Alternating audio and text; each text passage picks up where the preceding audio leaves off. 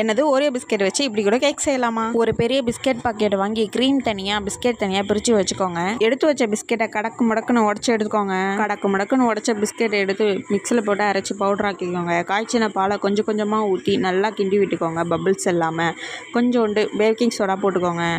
உங்களுக்கு வேணும்னா 2 spoon sugar add பண்ணிக்கோங்க.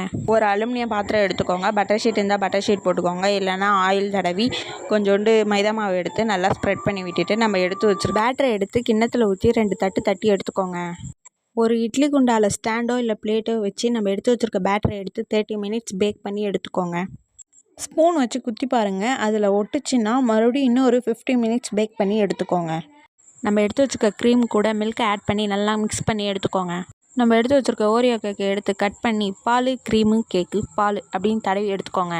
சரி, செஞ்சிட்டோம். டேஸ்ட் பண்ணி பாருன்னு அக்காட்ட கொடுத்தா சாப்பிட்டு சூப்பராக இருக்குன்னு சொல்லிட்டா. நீங்களும் செஞ்சு பார்த்துட்டு கமெண்ட் பண்ணுங்கள்.